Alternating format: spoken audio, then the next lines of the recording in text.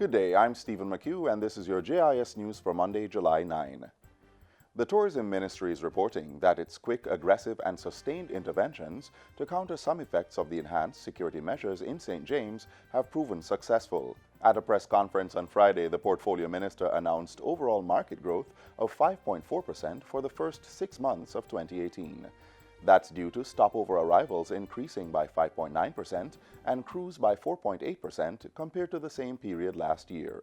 The over 100,000 more tourists who visited the country contributed to a sizable increase in foreign exchange earnings. Minister Bartlett says strong on-the-ground marketing engagements are what helped to not only prevent any fallout from the security measures, but also increase growth in arrivals. Jamaica is among 6 regional countries to have signed an agreement allowing free movement for spouses and dependents of CARICOM nationals, contingent on their loved ones being in possession of approved skilled certificates. Prime Minister Andrew Holness and the leaders of Barbados, Haiti, Suriname, St. Lucia, and Grenada signed the Protocol on Contingent Rights on Friday.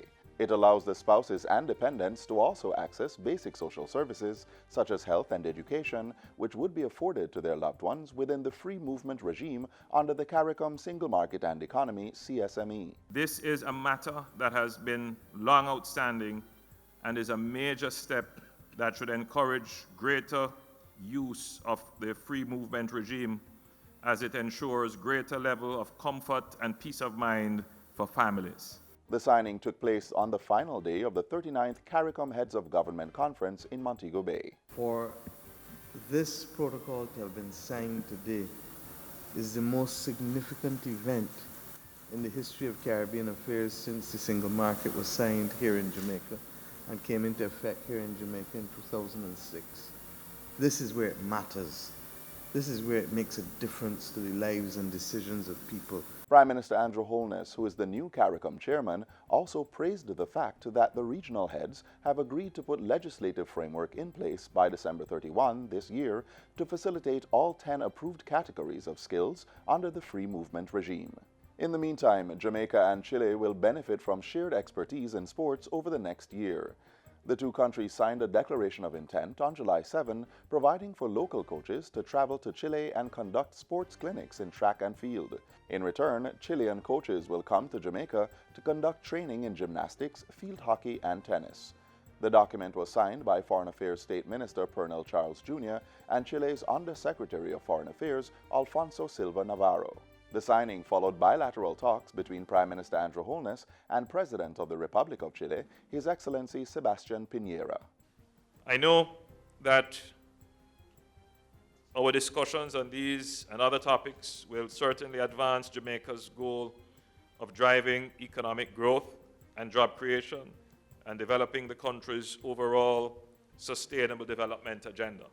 We have so much to learn in sports from Jamaica. We want to run as a Jamaican. Someday we will be able to achieve that. That's why this commitment to help each other in terms of how to share good practices and good experiences in sports will be extremely helpful. Chile and Jamaica established diplomatic ties more than 50 years ago. In other news, preparatory works have begun to ratify 2 international conventions and amend the Jamaica National Heritage Trust Act in a bid to protect the island's cultural heritage. The conventions to be ratified deal with the protection, repatriation, and illicit trafficking of cultural heritage. The proposed amendment to the JNHT Act would specifically address the trade in cultural material. Culture Minister Olivia Grange told Parliament last week that the ratification and amendment are even more important as a team from the JNHT recently unearthed artifacts from the island's first inhabitants. Among the Taino items recovered at White Marl in St. Catherine were 3 whole skeletons, 4 zemis, ceramic earthenware, pottery sherds, and tools. This significant find adds to our understanding of and confirms our beliefs about the Tainos. For instance, 2 of the skeletons were found with bowls, food bowls, buried with food bowls. And we think that these bowls were filled with food and buried with the deceased as part of the Taino tradition aimed at sustaining the spirit in the afterlife. Minister Grange says government is also working to repatriate Jamaican treasures that are currently in foreign countries. Among them, 3 wooden Taínos Emmys that are now in a British museum.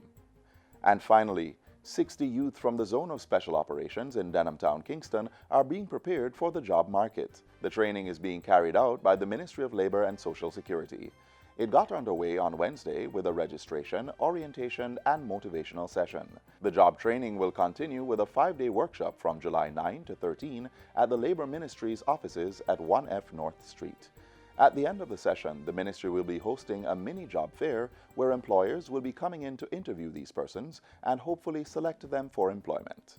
And that's it for JIS News Today. I'm Stephen McHugh. Thanks for watching.